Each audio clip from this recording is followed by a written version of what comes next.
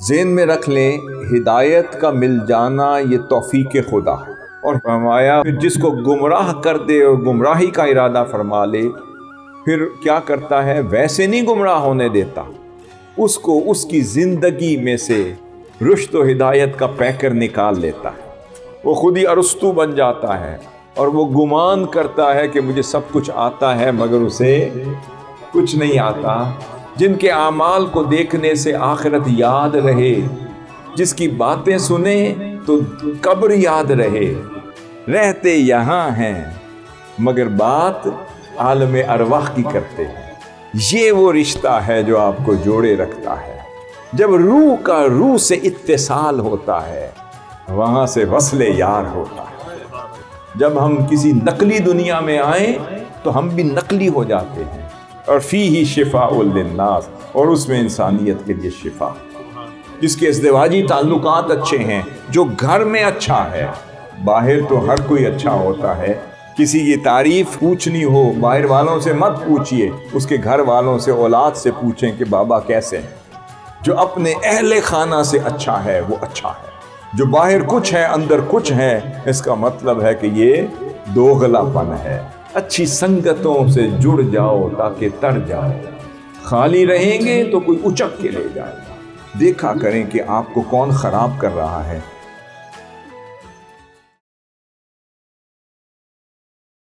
نحمد و نصلی و نسلم علی رسولہ النبی الکریم الامین الرؤوف الرحیم، اما بعد فاعوذ باللہ من الشیطان الرجیم، بسم اللہ الرحمن الرحیم۔ فوجدا عبدا من عبادنا آتیناہ رحمتا من عندنا وعلمناہ من لدنا علما۔ معزز سامعین، سامعات اور خواتین و حضرات، اللہ رب العزت کا ہم جتنا بھی شکر ادا کریں وہ کم ہے کہ اس کی توفیق سے، اس کے کرم سے اور آقا علیہ الصلوۃ والسلام کے نالین پاک کے صدقے سے ہم آج کی اس نشست میں، اس ملاقات میں، اس عشائیے پر جسے تربیتی نشست کا عنوان دیا گیا ہے، بریشیا سے تعلق رکھنے والے ہمارے رفقا، وابستگان، کارکنان بھی موجود ہیں، ان کی فیملیز، ان کے اہل خانہ اور بریشیا کے مختلف کمیونٹی سے تعلق رکھنے والے احباب بھی آپ کی دعوت پر تشریف لائے ہیں۔ میں آپ سب کو یہاں تشریف لانے پر، جمع ہونے پر اپنی طرف سے بھی خوش آمدید کہتا ہوں اور آپ کے اس اہتمام کا شکریہ ادا کرتا ہوں، اور ہم اللہ رب العزت کی بارگاہ میں دعا گو ہیں یہاں پر چند لمحات اس کی خاطر، اس کے ذکر میں اور اس کے محبوب علیہ الصلوۃ والسلام کے ذکر میں جو گزریں انہیں قبول فرمائیں، اور آقا علیہ الصلوۃ والسلام کی بارگاہ کی خیرات سے نوازے۔ اور جس نسبت کے سبب ہم یہاں آئے ہیں، ہمارا جمع ہونا، ہمارا اکٹھا ہونا، اس نسبت کی خاطر حضور سیدی شیخ الاسلام کی نسبت اور منہاج القرآن کی نسبت، ہمارا اٹھنا بیٹھنا جمع ہونا اپنی رضا جوئی میں اور آقا علیہ الصلوۃ والسلام کی بارگاہ کی خدمت کے زمرے میں شامل فرمائیں۔ اللہ رب العزت کی رضا جوئی میں اور اس کے محبوب علیہ الصلوۃ والسلام کی غلامی میں جتنا بھی وقت صرف ہو، اس کا ایک تقاضا ہے، اس وقت کی قبولیت کا ایک تقاضا ہے۔ اللہ رب العزت نے ایک اور مقام پر فرمایا، اعوذ باللہ من الشیطان الرجیم، من یہد اللہ فہو المہتد ومن یضلل فلن تجد لہ ولیا مرشدا۔ جسے اللہ رب العزت اور جس کے لیے ہدایت کا ارادہ فرما دے اور جسے ہدایت یافتہ فرما دے، یا جس کے لیے ہدایت یافتہ ہونے کا ارادہ فرما دے، تو اللہ رب العزت اسے اس کی زندگی میں ایک ایسی ہستی ضرور عطا کرتا ہے جو اس کی رشد و ہدایت کا سبب بنتی۔ ذہن میں رکھ لیں، ہدایت کا مل جانا یہ توفیق خدا ہے، ہدایت یافتہ ہو جانا یہ اللہ رب العزت کی بارگاہ کی توفیق سے ہے۔ تو اللہ رب العزت نے فرمایا جس کے لیے اللہ رب العزت ہدایت کا ارادہ فرمائے، اور ہدایت کا ارادہ کس کے لیے فرمائے گا؟ جس کی دعا ہم سورۃ فاتحہ میں ہر نماز میں کرتے ہیں۔ ہم اللہ کے حضور کیا دعا کرتے ہیں کہ الحمدللہ رب العالمین الرحمن الرحیم مالک یوم الدین ایاک نعبد و ایاک نستعین۔ اب دعا کیا کرتے ہیں؟ اہدنا الصراط المستقیم، کہ مولا مجھے صراط مستقیم کی طرف ہدایت فرما۔ اب طلب کہاں سے شروع ہوئی؟ اب میرے ساتھ ساتھ چلے نا، بات شروع کہاں سے ہوئی؟ پہلے بندے نے ارادہ کیا، اللہ کی بارگاہ میں درخواست بھیجی، ایک ریکویسٹ بھیجی، ایک چٹھی بھیجی کہ اے مولا مجھے صراط مستقیم کی ہدایت فرما اور صراط مستقیم کی طرف رہنمائی فرما۔ اب اللہ رب العزت نے کہا کہ اے بندے ابھی تیری بات مکمل نہیں ہوئی، اس کی وہ آیت مکمل کی، اس کی دعا مکمل کی، اس کی استدعا اور ریکویسٹ اور درخواست مکمل کی۔ فرمایا کہ صراط الذین انعمت علیہم، ان لوگوں کا راستہ جن پر اللہ نے انعام فرمایا۔ تو اللہ رب العزت نے فرما دیا کہ جب مجھ سے صراط مستقیم مانگو تو ساتھ ان لوگوں کا راستہ بھی مانگا کرو جن پر میرا انعام اترتا رہتا۔ اور دوسری آیت جو میں نے ابھی تلاوت کی، اب ان کو جوڑ کے آپ سمجھیں گے، پھر اللہ رب العزت نے فرما دیا ہاں جس پر میری نگاہ پڑ گئی اور میں نے اسے ہدایت یافتہ ہونے کا ارادہ کر لیا اور اسے میں نے اپنی نگاہ میں ڈال دیا، اس پہ کرم کرنے کا ارادہ کر لیا، پھر میں اسے ایسے بے یار و مددگار نہیں چھوڑتا، میں اس کو راہ میں بھٹکنے کے لیے نہیں چھوڑتا، میں اس شیطان کا شکار بننے کے لیے نہیں چھوڑتا، پھر میں اس کو کسی کے سپرد کرتا، میں اس کو کسی کے سپرد کرتا ہوں۔ اور قرآن مجید میں ہی اسی آیت میں اس کا جواب دے دیا، مَن یہد اللہ فہو المہتد، جس کے لیے اللہ تعالیٰ ہدایت کا ارادہ فرما لے وہی ہدایت یافتہ ہوتا ہے، اور فرمایا پھر جس کو گمراہ کر دے اور گمراہی کا ارادہ فرما لے پھر کیا کرتا ہے؟ ویسے نہیں گمراہ ہونے دیتا، اس کو اس کی زندگی میں سے رشد و ہدایت کا پیکر نکال لیتا ہے، اس کو کوئی ہادی نہیں دیتا، کوئی مرشد نہیں دیتا، کوئی کامل نہیں دیتا، کوئی معلم نہیں دیتا، کوئی مربی نہیں دیتا، کوئی شیخ کی صحبت اس کی زندگی سے لے لیتا ہے۔ ہادی کی ہدایت کے رستے پر گامزن کرنے والا وہ جو انعام یافتہ بندوں میں سے کوئی بندہ تھا، تو اللہ تعالیٰ اس بندے کی صحبت سے اس گمراہ ہونے والے بندے کو محروم کر دیتا ہے۔ اللہ رب العزت کا میکینزم دیکھیں کہ جسے ہدایت دینا چاہے اسے پھر ایسے کامل کی صحبت، عالم کی صحبت، شیخ کی صحبت، منہاج کی صحبت اور ایسی معیت اور صحبت دیتا ہے کہ وہ خود بخود آٹومیشن کے ساتھ وہ اللہ کے صراط مستقیم پہ چلتا چلا جاتا ہے۔ اور جس سے گمراہ کرنے کا ارادہ کر لے تو اللہ رب العزت پھر کیا کرتا ہے؟ کچھ نہیں کرتا، صرف اس کی زندگی سے وہ شیخ لے لیتا، پھر وہ خود ہی ادھر ادھر اپنی قیاس آرائیوں میں وہ خود ہی ارسطوٹل بن جاتا ہے، وہ خود ہی ارسطو بن جاتا ہے، وہ خود ہی ابن سینا بن جاتا ہے، وہ خود ہی فارابی بن جاتا ہے، وہ خود ہی ابن حیثم بن جاتا ہے، وہ خود ہی فلسفی بن جاتا ہے، خود ہی عالم بن جاتا ہے، وہ خود ساختہ جڑی بوٹیوں کی طرح خود اگتا اگتا ایک خود ساختہ سا درخت بن جاتا ہے اور وہ گمان کرتا ہے کہ مجھے سب کچھ آتا ہے مگر اسے کچھ نہیں آتا.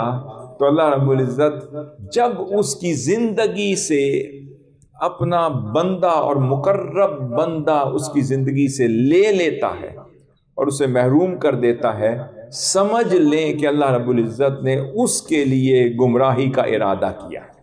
اور اچانک چلتے چلتے آپ کو کوئی اچھی صحبت مل گئی، کوئی صالحین کی صحبت مل گئی، کاملین کی صحبت مل گئی، عاملین کی صحبت مل گئی، ایسا شیخ ایسے مربی مل گئے جن کی پہچان یہ ہے کہ اذا رؤوا ذکر اللہ، کہ جن کو دیکھنے سے خدا یاد آ جائے، جن کی صحبت میں بیٹھنے سے علم کا اضافہ ہونا شروع ہو جائے، جن کے اعمال کو دیکھنے سے آخرت یاد رہے، جن کو تکنے سے خدا کا حسن یاد رہے، خوف خدا یاد رہے، جس کی باتیں سنیں تو قبر یاد رہے، جن کی صحبت میں بیٹھیں تو موت حیات پر مقدم رہے، جس کی صحبت میں بیٹھیں تو موت حیات پر مقدم رہے. اللہ رب العزت نے انسان کا ذکر کیا، انسان کا ذکر کیا، اور قرآن مجید میں سورۃ الانسان میں کیا فرمایا؟ اعوذ باللہ من الشیطان الرجیم، هل اتى على الانسان حين من الدهر لم يكن شيئا مذکورا. فرمایا انسان پر زمانوں میں سے ایک ایسا زمانہ بھی گزرا ہے کہ جب وہ تھا مگر شے مذکور نہ تھا مگر غیر معروف تھا. یہ کس زمانے کی بات ہو رہی ہے؟ جب وہ عالم ارواح میں رہتا تھا. تو اس کا مطلب عالم ارواح میں جب وہ رہتا تھا وہ لامحدود عالم تھا. بات کو غور سے سمجھیں، وہ لامحدود عالم تھا. عالم ارواح کی نہ حدود تھی نہ قیود تھی، اللہ کے انعام و اکرام کی نہ کوئی لمٹ تھی. اس کا مطلب وہ ان لمیٹڈ ورلڈ میں رہتا تھا. بات سمجھ رہے ہیں نا؟ عالم ارواح میں رہتا تھا تو کہاں رہتا تھا؟ ان لمیٹڈ ورلڈ میں رہتا تھا، اور اس وقت رہتا تھا جب وہ قابل ذکر نہ تھا، جب اسے کوئی نہ جانتا تھا. جب عالم ارواح میں رہتا تھا تو عالم ارواح کیا تھا؟ کیا تھا؟ ان لمیٹڈ ورلڈ.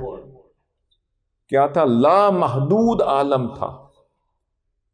جب اللہ رب العزت نے اس انسان کو اس دنیا میں منتقل کیا تو یہ دنیا تو محدود تھی، جہاں سے آیا وہ تو لامحدود کائنات سے آیا. تو پتہ چلا وہ انسان جب غیر مذکور تھا اور غیر معروف تھا اس وقت وہ ان لمیٹڈ ورلڈ میں رہتا تھا، اور جب اللہ رب العزت نے اسے معروف کیا تو پھر وہ عالم بدل گیا، تو ان لمیٹڈ ورلڈ سے لمیٹڈ ورلڈ میں آ گیا.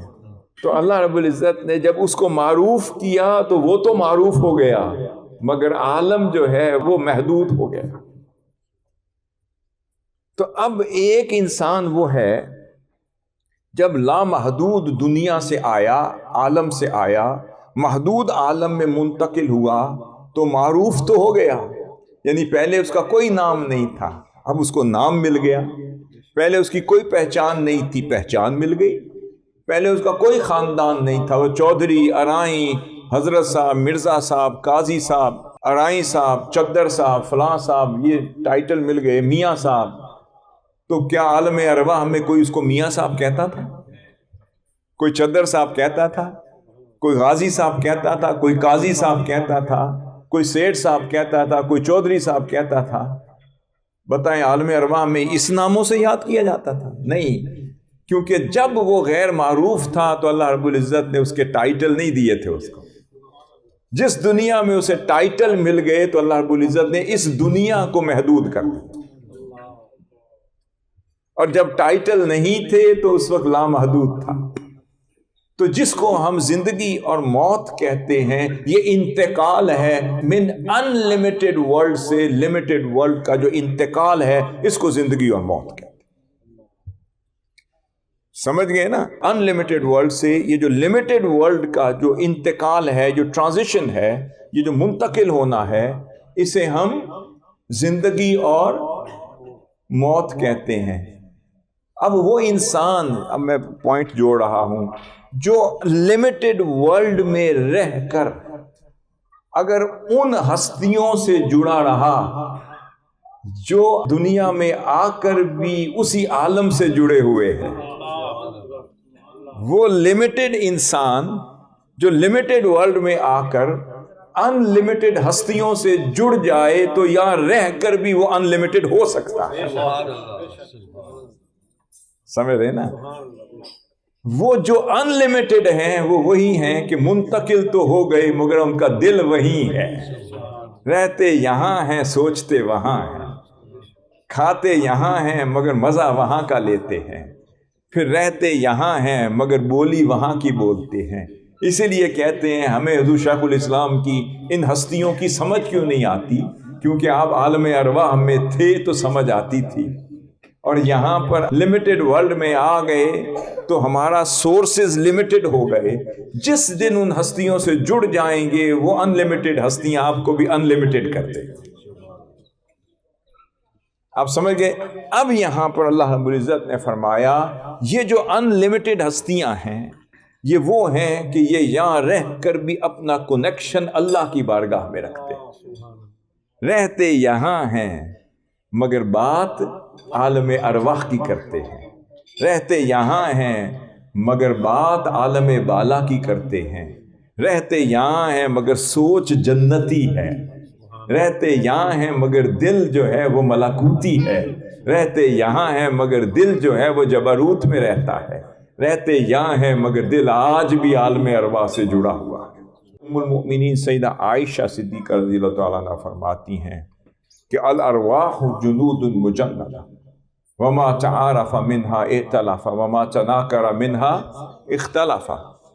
آپ نے فرمایا کہ آقا صلی اللہ علیہ وسلم نے فرمائی جو روحیں ہیں، میں جو ان لمیٹڈ ورلڈ کی بات کر رہا ہوں، یہ جو روحیں ہیں یہ عالم ارواح میں رہا کرتی تھی، اور وہاں آپس میں گروپس میں، کالونیز میں، لشکر میں، آپس میں اجتماعیت میں رہا کرتی تھی۔ وہاں بھی ان کے بالا خانے تھے، کالونیز تھی، سوسائٹیز تھی، وہاں بھی ان کی سویلائزیشنز تھیں، وہاں بھی ڈسٹرکٹس میں رہتے تھے، صوبوں میں رہتے تھے، مل جل کے رہتے تھے، لشکروں میں رہتے تھے۔ فرمایا اس عالم ارواح میں جو روحیں ایک دوسرے کو پہچان گئی وہ یہاں بھی جڑی رہی۔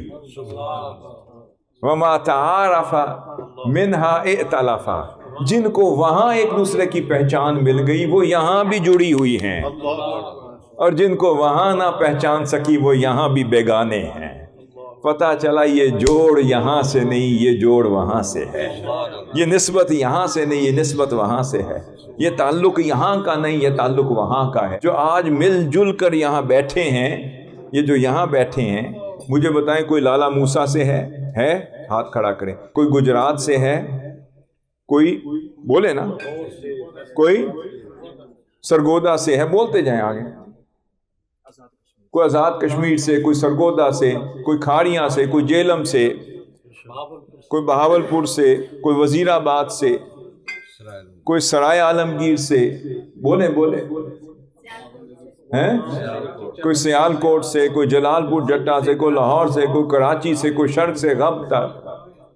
نہ علاقے جڑتے تھے، نہ ان کی حدود و قیود جڑتی تھی، نہ باپ دادا ایک تھے، نہ پیچھے سے لڑی ایک تھی، نہ آپس میں خاندان ایک تھے، نہ کوئی وہاں کا تعلق تھا، مگر کیا ہوا یہاں آ کر آج ایک چھت کے نیچے مل جل کے بیٹھے ہیں۔ کوئی 10 سال پہلے کی رفاقت لے کر بیٹھا ہے، کوئی 5 سال پہلے کی، کوئی 20 سال پہلے کی۔ آپ پوچھ سکتے ہیں کہ نہ میرا دادا آپ کے دادا کو جانتا تھا، نہ میرا پردادا آپ کے پردادے کو جانتا تھا، میرے والد صاحب نہ آپ کے والد صاحب کو جانتے تھے، ہم میں کوئی قدر تو مشترک نہیں، میں اڑائی تم چودھری، میں مرزا تم میاں، تم یہاں کے میں وہاں کے، یہ ہوا کیا؟ یہ جواب ہے بھئی یہ ہمارے بس کی بات نہیں۔ پتہ چلا کہ یہ رشتے، یہ ناطے، یہ کنیکشن یہ عالم ارواح کے تھے. جس طرح وہاں ملتے جلتے تھے، اٹھتے بیٹھتے تھے، پیار محبت کا پیکر بنتے تھے، ایک دوسرے کو پہچانتے تھے. اللہ نے کرم کیا کہ وہاں ایک دوسرے کی پہچان عطا کی. جن کو عالم ارواح میں ایک دوسرے کی پہچان مل گئی، وہ آج نہیں تو کل یہاں ضرور مل کے بیٹھے گا، پھر جڑ جائے گا، پھر بیٹھے گا اور لگے گا کہ یہ دوستی. دیکھیں منہاج القرآن والا جو منہاج القرآن والے سے ملتا ہے، آپ بریشیا میں بیٹھے ہیں اور کوئی میلان سے آتا ہے، آپ بریشیا سے بیٹھے ہیں، کوئی ناروے سے، اوسلو سے آتا ہے، اور کوئی ساؤتھ افریقہ سے آتا ہے، اور کوئی آسٹریلیا سے آتا ہے، کوئی جاپان سے آتا ہے، اور نصرت صاحب کے پاس بلزانو آتا ہے، کہتا ہے میں منہاج القرآن کا ہوں. وہ اس کو اتنی قربت اور پیار سے بٹھائیں گے جتنے اپنے سگے بھائی کو بھی نہیں بٹھائیں گے. وہ جو چہرے پہ مسکراہٹ آئے گی، وہ دل کے اندر ایک پیار آئے گا، وہ انس ہوگا، پیار ہوگا، وہ ایک جوش و خروش نظر آئے گا. وہ پوچھیں گے تم جانتے ہو ایک دوسرے کو؟ نہیں. تمہارے باپ دادا کو کوئی بزنس ایک تھا؟ نہیں. کوئی خاندان ایک ہے؟ نہیں. پیچھے سے گرائی ہو؟ نہیں. کوئی میل جول ہے؟ نہیں. بات کیا؟ پتہ چلا منہاج القرآن نے جو یہاں جوڑا ہے وہاں بھی جوڑ کے رکھا تھا. یہ عالم بشریت میں جو منہاج القرآن سے جڑے ہیں، لگتا ہے یہ دوستی یہاں کی نہیں، یہ بہت پرانی ہے. لگتا ہے عالم ارواح میں حضور شیخ الاسلام کی قربت میں ہم اسی طرح رہا کرتے ہوں گے، ان کی باتیں سنتے ہوں گے، ان کی رس گھولتی ہوئی باتیں ہمارے کانوں میں پڑتی ہوگی، ان کی صحبتوں میں بیٹھتے ہوں گے. اب یہاں آ کر روحیں بیگانی رہیں. کسی کو 10 سال لگے پہچاننے میں، کسی کو 15 سال لگے، کسی کو 8 سال لگے، کسی کو 20 سال ملے. جس کو شیخ الاسلام مل گئے وہ روح کہتی ہوگی سنو یہ وہی آواز ہے جو عالم ارواح میں تمہارے کانوں میں پڑتی تھی. آپ سمجھ رہے ہیں کنیکشن؟ اس کا مطلب ہے کہ ان لمیٹڈ سے آئے تھے، لمیٹڈ میں پھنس گئے. لمیٹڈ کہتے ہیں پنجرے کو. وہ روح قفس میں پھنس گئی. آئی تھی کھلی فضاؤں سے، وہ اڑتی تھی، وہ پرواز کرتی تھی، وہ عالم ارواح میں رہتی تھی، وہ خدا کی محبت میں اڑتی پھرتی تھی. نہ اس کے کوئی پڑ کاٹتا تھا، نہ کوئی پابندی لگاتا تھا، نہ کوئی دانے ڈالتا تھا. وہ جو چاہتی تھی کھاتی پھرتی تھی. یہاں آ کر اس دنیا نے ہمیں دنیا کے پنجرے میں بند کر دیا. اب منہاج القرآن کیا ہے؟ منہاج القرآن یہ ہے شیخ الاسلام نے اس دنیا کے پنجرے کے دروازہ کھول کے آپ کو نکالا اور کہا پھر پرواز کرو، پھر اڑو، کھاؤ پیو عیش کرو. کیوں کہ وہاں بھی ان لمیٹڈ سے جڑے تھے تو ان لمیٹڈ تھے. یہاں بھی اگر ان لمیٹڈ ہستیاں مل جائیں، ان سے جڑ جائیں تو وہ ہماری قفس کہتے ہیں پنجرہ، تو پنجرے کا کوئی دروازہ کھول دے تو آزاد ہو جاتی ہیں. تو شیخ الاسلام نے تو منہاج القرآن کے ذریعے سے ہمیں آزاد کیا ہے. پھر کہا دیکھو ملو. پھر اسی لیے حدیث شریف میں آتا ہے کہ لو کان عبدین تحابا للہ، کہ اللہ کے 2 بندے ایک دوسرے سے محبت کرتے ہوں گے، اور واحد فی المشرق و آخر فی المغرب، ایک مشرق میں ہوگا اور ایک مغرب میں ہوگا، ایک شمال میں ہوگا، ایک جنوب میں ہوگا، مگر کسی سے وہ محبت کرتے ہوں گے. لجمع اللہ تعالیٰ بینہما یوم القیامہ، اللہ تعالیٰ ان دونوں کو قیامت کے روز اکٹھا کر دے گا، ایک ہی صف میں کھڑا کر دے گا. وہ دائیں دیکھے گا اولیاء صالحین کاملین، پوچھے گا مولا میرا تو عمل ایسا نہیں تھا، میں نے تو کوئی ایسا عمل نہیں کیا کہ تو مجھے اولیاء صالحین اتقیاء ابرار کی صف میں کھڑا کر دے. اللہ فرمائے گا ہاں بات تو صحیح ہے، تیرے عمل کی وجہ سے نہیں. یہ دائیں طرف تو دیکھ کون کھڑا ہے. وہ دیکھے گا اولیاء کھڑے ہوں گے، کاملین کھڑے ہوں گے، صالحین. پھر کہے گا ھذا الذی کنت تحبہ فیّا، یہ میرا وہ پیارا مقرب بندہ تھا جس سے تو میری خاطر دور رہ کر بھی محبت کیا کر. یہ اس کی محبت نے تجھے کھینچ لیا ہے، اس کی محبت نے تجھے تیرے ساتھ ایک ایسا رشتہ ناتا جوڑ لیا ہے جو تجھے اپنے سے جدا ہونے نہیں دیتی. تو جدا بھی ہو جائے، اللہ کے ولی کی محبت مقناطیسیت میگنیٹک فورس کی طرح تمہیں کھینچ کے لے آتی ہے. تم بیگانہ ہو وہ کھینچتے ہو، تم زور لگاؤ، اگر ولی کامل ہوگا وہ کھینچ کے پھر لے آئے گا. کیونکہ یہ دوستی یہاں کی نہیں، یہ دوستی وہاں کی. یہ وہ رشتہ ہے جو آپ کو جوڑے رکھتا ہے۔ پھر اس کے بعد ہاں آپ کہیں گے جی میں تو 5 سال پہلے منہاج القرآن کا ممبر بنا، مجھے تو 10 سال پہلے شیخ الاسلام ملے، ان کا وہ خطاب سنا، ان کا یہ خطاب سنا، ان کا رونے والی آنکھ سنی، ان کا فلاں سنا، یہ سنا۔ بھئی یہ تو بہانے ہیں، بات یہ ہے روح نے پہچانا ہے کہ یہ وہی باتیں ہیں جو وہاں سنا۔ جب روح کا روح سے اتصال ہوتا ہے وہاں سے وصل یار ہوتا ہے۔ جب روح کا روح سے اتصال ہوتا ہے وہیں پہ تو ایک کھڑکی کھلتی ہے، اللہ دکھاتا ہے دیکھ لے یہی تیرا من موہن ہے یا کوئی اور؟ تو کہتا ہے نہیں مولا یہی وہی ہے جس کی صحبت میں بیٹھتے تھے، میں جاؤ تیرا محبوب وہی ہے، وہیں سے وصل یار ہوتا ہے۔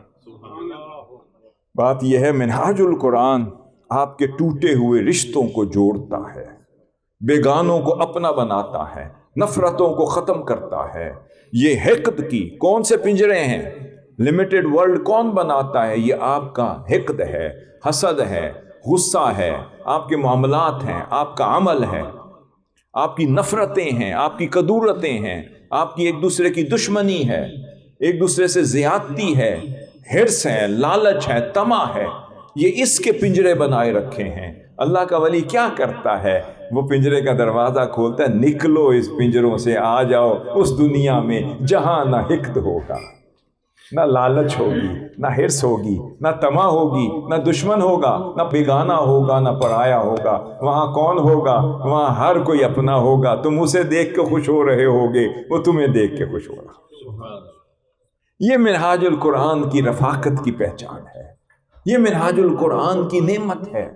کوئی پوچھے منہاج القرآن کوئی دنیاوی سودا نہیں ہے، منہاج القرآن روح کو روح سے جوڑ رہا ہے، منہاج القرآن اس اصل کے ساتھ جوڑ رہا ہے۔ جب ہم کسی نقلی دنیا میں آئیں تو ہم بھی نقلی ہو جاتے ہیں، کسی اصل سے مل جائیں تو ہمیں سمجھ آتی ہے نہیں اصل چیز یہ ہوتی ہے اور نقل چیز یہ ہوتی ہے۔ منہاج القرآن اصل سے جوڑتا ہے، اصل حمزہ سے ہے، اصل سے جوڑتا ہے، جڑ کے تم اصل ہو جاؤ۔ اصل شہد کو کہتے ہیں عین سے، حمزہ سے ہو تو اصل ہے، عین سے اور سین سے ہو تو اصل ہے، اور اصل شہد کو کہتے ہیں۔ منہاج القرآن آپ کو اصل سے جوڑ کر اصل بناتا ہے، شہد بناتا ہے، اور فیہ شفاء للناس، اور اس میں انسانیت کے لیے شفا ہے۔ فیہ شفاء للناس۔ جو بھی منہاج القرآن کا بچہ ہوگا، جو کارکن ہوگا، وہ نفرت نہیں کرے گا۔ اگر کرے گا تو سمجھ لیں ابھی منہاج کا رنگ نہیں چڑھا۔ اگر تیرا میرا ہوگا تو منہاج کا رنگ نہیں چڑھا۔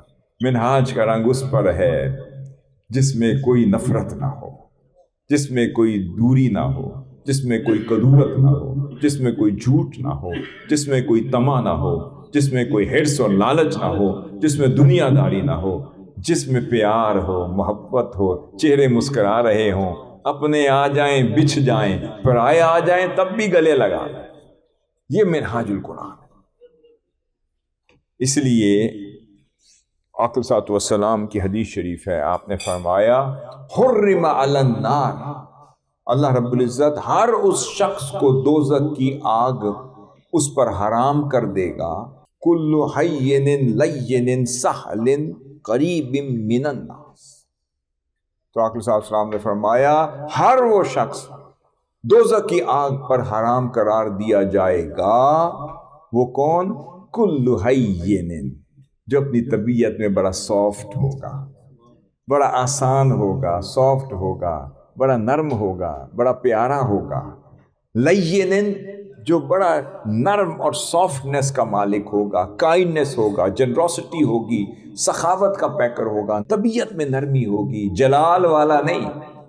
کل حین لین، جو پیار والا ہوگا، نرمی والا ہوگا، گداز والا ہوگا، جو معاف کرنے والا ہوگا، جس کی طبیعت میں نرمی ہوگی، جس کی شخصیت میں نرمی ہوگی، جس کے مزاج میں نرمی ہوگی، جس کے چہرے پر بشاشت اور لطافت ہوگی۔ اس کے بعد سہلن، اور جس سے ملاقات کرنا آسان ہو۔ سہل اس شخص کو کہتے ہیں جس سے معاملہ کرنا آسان ہو، جس کے ساتھ بات کرنا، اپنی بات پہنچانا، جس سے ڈیل کرنا، ڈیلنگ کرنا کچھ لوگ ہوتے ہیں کہتے ہیں نہیں یار میں ان سے بات نہیں کر سکتا، وہ میں کچھ کہتا ہوں وہ کچھ اور سمجھتا ہے، وہ کہیں اور بات لے جاتا ہے، میں یہ بات کرتا ہوں وہ شک کی نگاہ سے دیکھتا ہے، میں اس سے بات نہیں کر سکتا۔ کوئی جس سے بات کرنا آسان ہو سمجھ لو اس پر دوزخ کی آگ حرام ہے۔ ہائے ہائے ہائے، جس سے ملاقات کرنا آسان ہو سمجھ لو اس پر دوزخ کی آگ حرام ہے۔ جو طبیعت میں نرم ہوگا وہ بڑھیا کوڑا پھینکتی چلی جائے، اور جو ہستی مڑ کر دعا دیتی چلی جائے، سمجھ لیں جو ان کا غلام ہوگا اس پر دوزخ بھی تو حرام ہوگی۔ جو کفار ظلم کرتے رہے ہوں گے اور جو فاتح کی حیثیت سے معاف کر رہے ہوں گے، جو ان کے در کا غلام ہوگا تو دوزخ اس پر بھی حرام ہوگی۔ جس کی طبیعت میں سافٹنس، کائنڈنس، لطافت ہو، ہر بات پہ تیوری چڑھا کر، جلال دکھا کر، روب دکھا کر، ولایت جلال دکھانے کا نام نہیں ہے، ولایت بچھ جانے کا نام ہے۔ ولایت اظہار روب کا نام نہیں ہے، بلکہ روب ختم کر کے کسی کو اپنی قربت میں بٹھانے کا نام ہے، کسی کے دل میں جگہ بنانے کا نام ہے، کسی کے لیے پیکر عفو در گزر ہو جانے کا نام ولایت ہے۔ اس لیے منہاج القرآن وہ سچا سودا دیتا ہے کہ پھر آگے وَسَحْلٍ قریب، اور جو سب سے آپ کے قریب ہو، آپ کو طلب ہو، پریشانی ہو، تو وہ ایسا مصطفی معاشرہ بنا رہا ہو، اگر آپ پریشان ہو وہ اسی وقت آپ کا حل لے کر آپ کے گھر پر دستک دے رہا ہو۔ آپ پریشان ہو وہ اسی وقت کہے ہاں بھائی میرے بھائی حکم کرے میں کیا کروں۔ تو اس کا مطلب جو آپ کے قریب ہو، آپ کی مدد کے لیے تیار ہو، جب پکاریں وہ آپ کے لیے کھڑا ہو، اس کا مطلب ہے اگر وہ شخص جس سے انسانیت پیار کرتی ہوگی، جو لوگوں کے قریب ہوگا، جو پیار کرتا ہوگا، لوگ اس سے پیار کرتے ہوں گے، تو اللہ فرماتا ہے پھر میں کیسے دوزخ کو اجازت دوں کہ اس کو جلائے۔ ایک اور حدیث شریف میں آقا صلی اللہ علیہ وسلم نے فرمایا افلا انبئکم بخیرکم باحبکم الی واقربکم منی یوم القیامہ۔ آقا صلی اللہ علیہ وسلم نے فرمایا کیا میں تمہیں صحابہ کرام سے فرمایا اس شخص کے بارے میں نہ اطلاع دوں جو قیامت کے دن سب سے زیادہ میرے قریب ہوگا اور میرے محبوب تر ہوگا، سب سے زیادہ میرے قریب ہوگا اور مجھے محبوب تر ہوگا۔ عرض کیا بلا یا رسول اللہ، فرمائیں۔ آپ نے فرمایا احاسنکم اخلاقا، میرے قیامت کے دن سب سے قریب وہ شخص ہوگا احاسنکم اخلاقا، جو تم سے زیادہ اپنے اخلاق میں حسین ترین ہوگا۔ اب آپ اگر چاہتے ہیں کہ قیامت کے دن حضور کی قربت میں بیٹھے تو اس کا سودا کر لیں۔ یہ منہاج القرآن تو سودے کروا رہا ہے، حضور شیخ الاسلام یہ سودا بیچ رہے ہیں۔ آقا صلی اللہ علیہ وسلم نے کیا فرمایا اگر قیامت کے دن وہ شخص میرے قریب بیٹھنا چاہتا ہے وہ یہ 3 خوبیاں پیدا کرے۔ ایک احاسنکم اخلاقا، جو تم سے سب سے زیادہ اخلاق کا اور حسن اخلاق کا پیکر، جس کے اخلاق اچھے ہیں، جس کے اطوار اچھے ہیں، جس کی عادات اچھی ہیں، جس کا لین دین اچھا ہے، جس کا معاملہ اچھا ہے، جو اپنے بچوں سے اچھا ہے، اپنی بیوی سے اچھا ہے، جس کی بیوی اس سے اچھی ہے، جس کے ازدواجی تعلقات اچھے ہیں، جو گھر میں اچھا ہے۔ باہر تو ہر کوئی اچھا ہوتا ہے، اس لیے حضور شیخ الاسلام فرماتے ہیں کسی کے بارے میں پوچھنا اس کی زوجہ سے پوچھیں کہ بندہ کیسا ہے، کہ بندہ بھی ہے یا نہیں۔ تو راز کی بات راز والوں سے پوچھیں کہ بندہ کیسا ہے۔ کسی کی تعریف پوچھنی ہو باہر والوں سے مت پوچھئے، اس کے گھر والوں سے، اولاد سے پوچھیں کہ بابا کیسے ہیں۔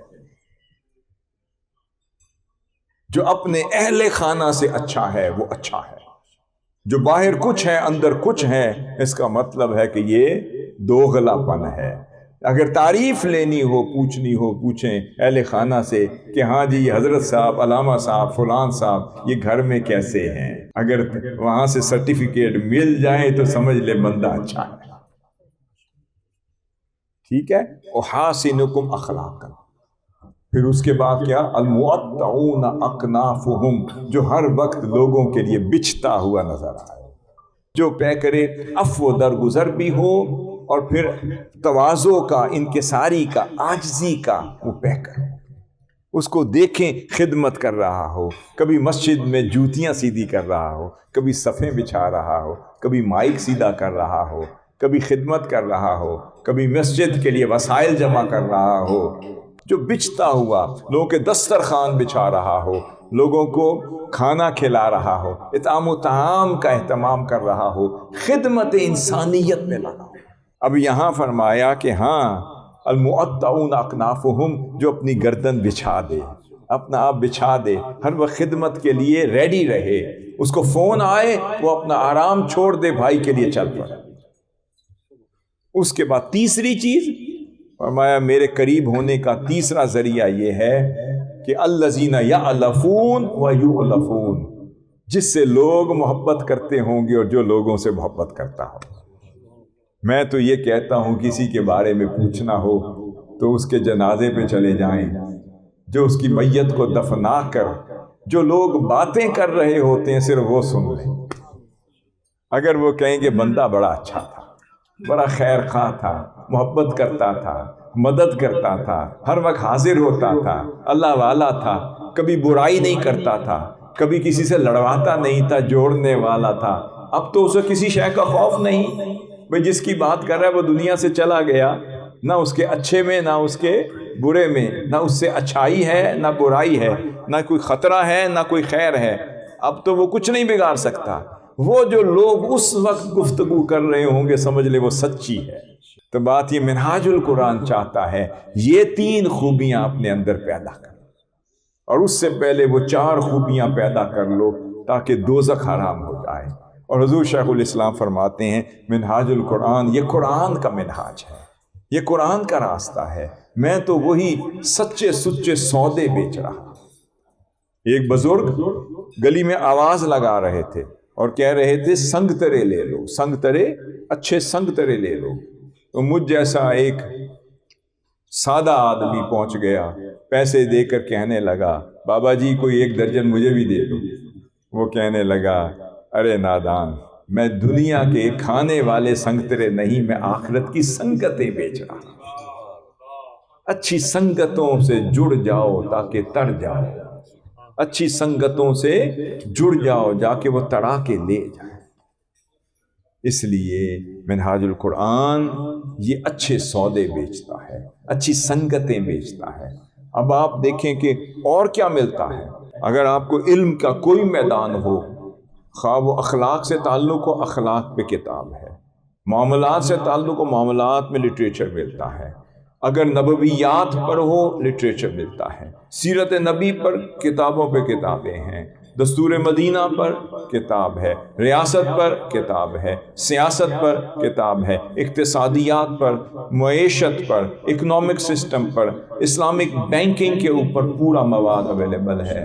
اور اگر اپنے اخلاص پر، صدق پر، استقامت پر، ثابت قدمی پر لٹریچر اویلیبل ہے، پھر ایسٹرو فزکس پر چاہیے، اور پھر وجود باری تعالیٰ پہ چاہیے لٹریچر ہے، اور پھر حضور کی محبت پہ چاہیے، حضور کے عشق پہ چاہیے، حضور کی آل پہ چاہیے، حضور کے آل پاک کے اوصاف پہ چاہیے، ساری کتابیں ہیں۔ کوئی ایسا ٹاپک ذہن میں آئے وہ پہلے کب کا حضور شیخ الاسلام لکھ بیٹھے ہیں، کوئی مسئلہ ذہن میں آئے اس کا جواب دے بیٹھے ہیں، کوئی ایشو ہو، انسٹیٹیوشن چاہیے، منہاج القرآن ہے، یونیورسٹی منہاج القرآن ہے، ادارے منہاج القرآن نے، کتاب منہاج القرآن نے، ابھی آنکھ نہیں کھولتے کتاب پہلے آ چکی ہوتی ہے ایک موضوع، پھر ادارے منہاج القرآن، یونیورسٹی منہاج القرآن، یہاں ادارے کھول رہے ہیں، آپ کے بچوں کی تعلیم و تربیت یہاں رہ کر آداب سکھا رہے ہیں۔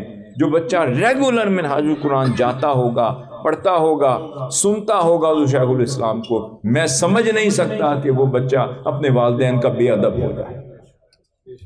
جو حضور شیخ الاسلام کو سنتا ہوگا، منہاج القرآن کے ادارے میں جاتا ہوگا، پڑھتا ہوگا، اس ماحول میں رہتا ہوگا، یہ ماحول تو اسے باادب بنا رہا ہے۔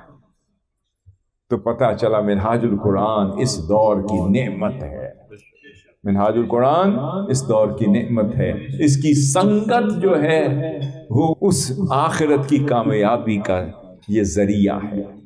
اس لیے اگر کوئی ابھی بھی ممبر نہیں اور اگر بھی پوری طرح سمجھا نہیں تو پھر سمجھیں، پڑھیں، دیکھیں اور دیکھ کے کسی مشن کو اپنائیں۔ خالی رہیں گے تو کوئی اچک کے لے جائے گا، اور جو جڑی بوٹیاں ایسی صحرا میں تنہا پڑی رہتی ہیں، کوئی جانور کھا جاتا ہے یا طوفان آتا ہے لے جاتا ہے، یا صحرائی وہ جکر چلتے ہیں تو اس کو اڑا کے لے جاتے ہیں، یا کوئی جانور اچک کے لے جاتا ہے، اور جو اپنے درخت کے ساتھ مل کر رہتے ہیں، پیوست ہو کے رہتے ہیں، تو درخت اپنی جان تو دے دیتا ہے، آپ کو بچا لیتا ہے، پھر اس پہ پھل لگتے ہیں، دنیا کھاتی ہے، پھر وہ انسانیت کا کام چلتا ہے۔ حضرت محترم، چند گزارشات تھیں، میں نے آیت اور پڑھی تھی، اس کا ٹاپک اور تھا، مگر میں پھر کسی اور شاید بہتر گلی میں چل پڑا اور کچھ اور باتیں آپ سے جو ضروری تھی وہ میں نے عرض کر دی۔ بات یہ ہے کہ ہمیشہ دیکھا کریں کہ کون آپ کا دوست ہے، دیکھا کریں کس صحبت میں بیٹھتے ہیں، دیکھا کریں کہ آپ کو کون خراب کر رہا ہے، دیکھا کریں آپ کا ذہن کون خراب کر رہا ہے، دیکھا کریں آپ کے حق میں کیا ہے، اور آپ کے حق میں وہ ہو جو دنیا اور آخرت کو بچا کے لے جائے۔ اگر سودا آپ نے صرف دنیا کا کرنا ہے تو آخرت گئی، اگر سودا آخرت کا کرنا ہے تو دنیا بھی آئی اور آخرت بھی بچ گئی۔ اس لیے ان صحبتوں کے ساتھ رہیں جو آپ کی آخرت کو بچائیں اور آپ کی اولاد کی ایمان کی حفاظت کا سبب۔ اللہ رب العزت حضور سیدی شیخ الاسلام منہاج القرآن اس نسبت اور اس نعمت کے ساتھ لگے رہنے اور اس کے حیا میں زندگی بسر کرنے کی ہمیں توفیق عطا فرمائے۔ وما علینا الا البلاغ المبین۔